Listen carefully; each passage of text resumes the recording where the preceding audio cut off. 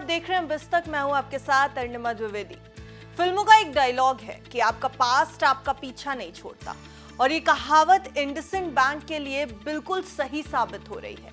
Bank की मुश्किलें कम होने का नाम नहीं ले रही। देश के दिग्गज प्राइवेट बैंकों में से एक इंडसइंड बैंक में एक विसल ब्लोअर के लेटर के बाद अकाउंटिंग में बड़ी गड़बड़ियां सामने आई। इसकी जांच भी चल रही है, और आपको ये भी बता दें कि अब एक और बड़ी परेशानी बैंक के सामने आकर खड़ी हो गई है। क्या है ये परेशानी, हम आपको अपनी इस रिपोर्ट में बताएंगे, और आखिर अब कौन सी बड़ी खबर सामने आ रही है ये भी बता देते हैं।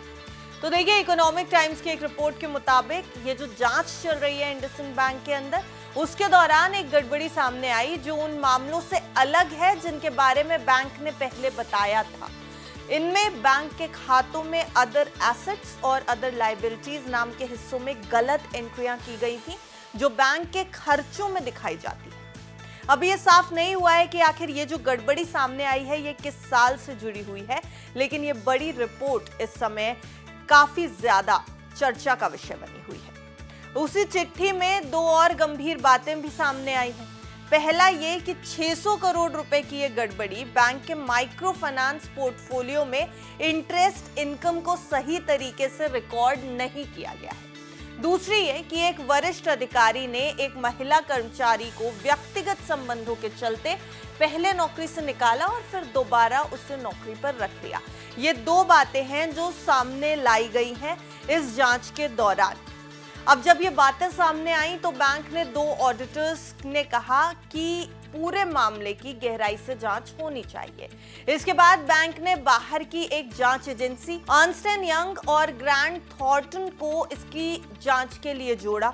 अब आपको ये भी बता दें कि ग्रांट थॉर्टन ने 26 अप्रैल को अपनी एक रिपोर्ट सौंपी है, और अगले ही दिन बैंक ने बताया कि इस गड़बड़ी से बैंक को करीब 1960 करोड़ रुपए का नुकसान हो सकता है। ये अनुमान उस रिपोर्ट के आने के बाद बैंक ने लगा करके बताया है। इसके बाद बैंक में इस्तीफों का सिलसिला भी शुरू हो गया था। 28 अप्रैल की बात की जाए तो डिप्टी सीईओ अरुण खुराना ने इस्तीफा दिया। 29 अप्रैल को सीईओ सुमंत कठपालिया ने भी इस्तीफा दे दिया, और इससे पहले सीएफओ यानी मुख्य वित्त अधिकारी भी नौकरी छोड़ चुके थे। तो इस्तीफों का सिलसिला जारी है। बैंक में अच्छी खासी बड़ी रकम की गड़बड़ी सामने आ रही है, जिससे बैंक को 1960 करोड़ रुपए का नुकसान होने की भी बात की जाए। बैंक ने 10 मार्च को यह भी बताया था कि डेरिवेटिव नाम के एक खास तरह के सौदों में गड़बड़ी की वजह से उसकी कुल संपत्ति पर करीब 2.35% का असर पड़ा है, जो लगभग 2000 करोड़ रुपए बनता है।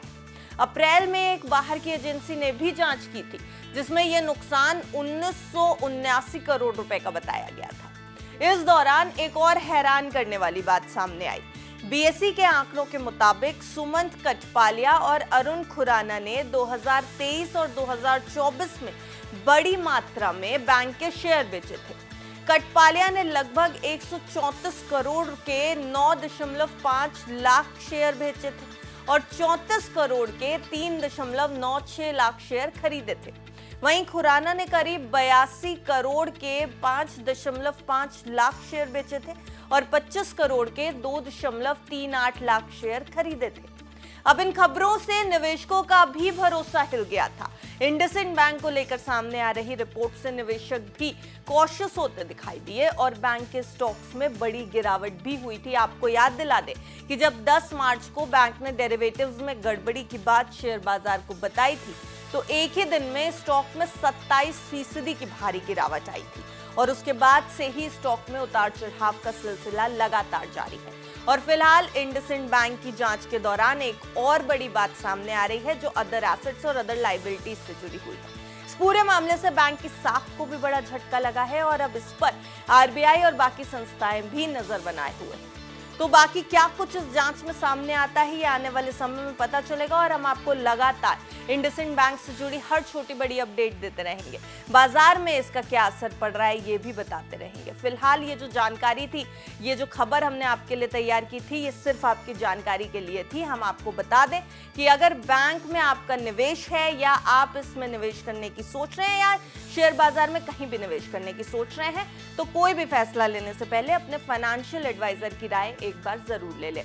रिपोर्ट कैसी लगी हमें कमेंट सेक्शन में जरूर बताएं और बिजनेस जगत की हर छोटी बड़ी खबर से अपडेटेड रहने के लिए देखते रहिए बस्ता।